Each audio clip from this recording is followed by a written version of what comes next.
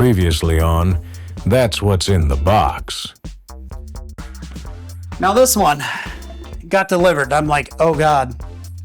The box has chunks out of it.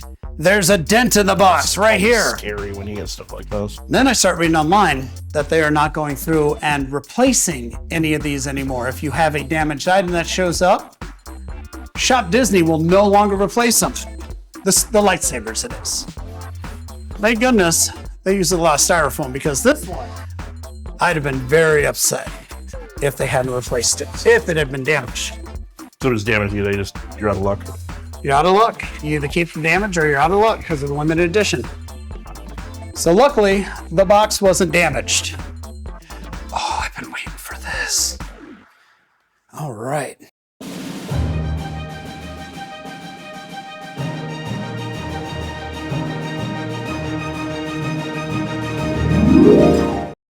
Let's flip the lever. It's a latch. I mean, I guess technically it is a lever, but... We're flipping. So... triangle hatches there. That's so cool. There's the certificate right there. I got number 3478 of 4500. Disciple of the Sith. Legacy Lightsaber Set. Something's not making look as like the others did. All right, Will. Looks pretty good. Yep. So, never handle your prop replicas without gloving up first. White cotton gloves are the best. Keeps your oils off the metals and does not destroy your replica. You can buy them by a big old bag. I think we got a bag of 100 downstairs. And they're stretchy. They're stretchy. One size fits all. Yes. So there's one. And Asajj has 2 blades. She was talented like that. Did you really just point that to your face? Yep, I did Luke Skywalker. Okay, he Luke Skywalker. And the second blade. Although the difference between me and Luke in New Hope was I know where the activation switch is. I don't think he had any clue. No clue.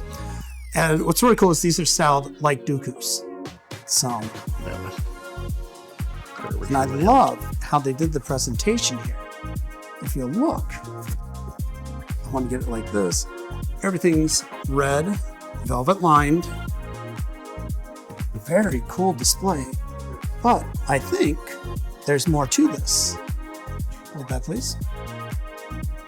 Because somewhere in here, let's see if I can read this. Yep, there it is. The coupler. So yes, on the bottom of these, you can unscrew them, put them together, and make one lightsaber with the coupler. Allen wrench included. So that's handy because there's a little Allen wrench or Allen keys here. That's what we use it for.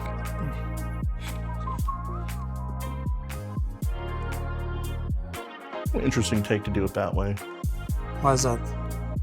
Well, I mean, obviously Ventress wouldn't be like using an Allen wrench in the shell. That's an interesting take that they did that with the piece. Okay, also, guess what? I just found, I'm going to be able to kill 2 birds with one stone because I take the batteries out of here. Yep, there you go. That. Fit that right back in there. Can you see the coupler? Mm-hmm. Thank you.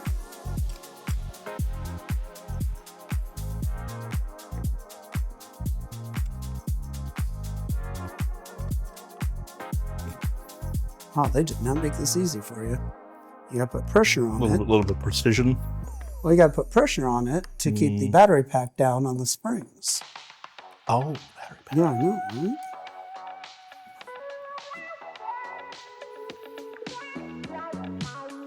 Cotton gloves are also good for protecting your stuff, but not exactly the greatest retraction. Not at all. All right. Let's try this another way.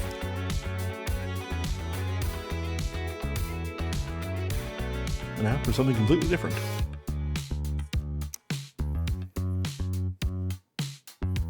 You know, I'm not the only one who has trouble with this, right? Somebody out there in video land is watching this being like, dude, I had the same thing happen with mine. course, we're all going to get the comments of like, man, why'd you make it look so difficult? Because It's not there's really going to that be just difficult. if there is that many people, there's going to be also people saying, "I did that really easy. What's your Not problem?" really easy. Because I'm not having an easy time here, okay, guys? Oh, there we go. There we go. Now he feels he's got it. I feel like I got it. I got it. Add in Han Solo scene here. I don't got it. No, that's from the Goonies. Han Solo sees the thing that just catches fire, starts sparking, and semi-exploding. Was it the shield generator door that happened? Probably. No. Well, please. Something else. Switch out. Let's go. You know, I'm sure in the TV show these connected a lot easier because could you see her on the battlefield being like, excuse me a second. Hang on. Let's gotta connect these. I think they just magnet in the show. She went to a Star Wars version of Home Depot to set it up. Does that one have the belt clip on it too? Yeah. Yep, cool. Yeah, if I recall correctly, she was just basically twisted them together. Yes. How they That connected. design would have been way too easy today. I just realized something. I had that much trouble doing that one. Why is this one so different? I don't know. You may have done it all wrong. Now I've done it for the internet, so the internet will tell me if I did it all wrong. Actually, that's the beauty of it. Half the internet will tell you did it wrong. The other half will tell you that you did it right. And somehow there will be another half that says something completely different. It's all right. I have a Asajj Ventress lightsaber. So. That's true. Who cares? I got lightsabers. The good, the bad. I'm still the one that has the lightsaber. All the references we're doing today. I know. Good Ash, Good bad references. Ash. I'm the one with the shotgun. All right, now you have Asajj Ventress, dual-bladed lightsaber. So yeah, that'll look see well. I like it. It's a little, Well, hefty. weighty. Yeah, very hefty. Weighty. I'm never going to display it like that. I mean, Actually, I am. yeah. Because you know what? Not only do I have this version here, I have when Galaxy's Edge originally opened, I have one of each of the sabers to do this. And then at the same time, I also bought the Hasbro Black Series Asajj Ventress sabers. So somewhere along the lines, y'all going to see them. Now you know why it's double. Three digits. 3 digits. Man, you know, it's going to be epic seeing all this stuff in one place. You know, I'd say this is where we cut, and I just put the lightsabers, take them apart, put everything together. But you know, something's We're going to gonna happen. make you watch here. this. Something's going to happen. It might. I'm going to break something. You guys are going to see me be like, You ever seen a grown man cry on camera? just wait. Break something. So one of my friends from the comic store, I have him on tap for when I do break a statue when we're opening it. He's coming out to fix and repaint it. Because they're already maybe damaged in box, right? We're not gonna break. No, I'm going to it. chip something. You're gonna chip something? I'm going to put something together wrong. A magnet's going to go too quick and snap something. I'm going to be like, oh no. Terrible. Terrible. Nice thing about these little lightsabers is that they use just normal batteries. So if you don't have any of these, I mean, they're available. And if any of you have gone down to Disney, you know, there's the workshop where you can make your own. And that's pretty cool. These use the same blades as those do. So, All interchangeable. all blades. interchangeable. I got the short, I got the long. Universal. Not the No, Universal not the theme park. No, The, just Universal in blades. general that they all work. Yeah, that meaning universal. All right, everybody, if you haven't seen these yet, this is what the sound and everything is in the lightsabers. So you got to take out the outer housing and then pop out your generic batteries. They're so generic, they're just green coated. Not meant to last a long time. Now, always remove your batteries if you're going to store something because batteries have a tendency to corrode. I feel like everybody probably watching this should know that. Well, if you didn't know that, you know it now. We're also aiming at new collectors. True, There's a new true. collector out there that'll see us and be like, wow, look at this. So when I first started this series with my wonderful crew, hi crew. They wave. They wait. They literally waved. Nobody said anything. Okay, got it. About fourth or fifth video, I'm like, no, I can't talk anymore. I just can't do it. I need something to play off of here. So of course I turned to my best friend Will, so that now we have Star Wars knowledge, back up on Star Wars knowledge. I'm sitting here. We're getting ready to film, and I'm like, I can't just stare at the camera anymore. I just can't talk at the camera anymore. So I called Will. I was like, Will, It's true. what you doing? Same I was thing doing I do absolutely every day. nothing. Well, you know, Nothing. you gotta do it. Same thing I do every day. Try to take over the world. Nothing. Nothing. Why? What do you mean? I did not sound like Eeyore from 100 Acre Wood. Guys, I want you to watch this and see. Actually, compare his voice to Eeyore and see if we've got it. The tone maybe, but not the inflection of Why? What do you need? What do you want? I'm like, you want to be on film? Okay. I'll grab a Mountain Dew and be out. Out of my peripherals, my imagination is just every time he looks at it, just. Bye, Will. Hey, special effects guy. No. No? Oh, no. I mean, we can keep it PG, you know. Do like the whole joke arrow through the head thing, you know, the whole headband back in the day. Lightsaber. It would just keep The burning. lightsaber blade, yeah. Smell would be awful. Lightsaber ones would cauterize as you go. Right. So, how do you explain Pondababa's arm? Anyways.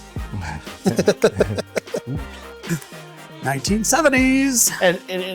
And I want to point out that it was Ponda Baba's arm, but the person you heard really screaming more was Dr. Evazan. What happened to him?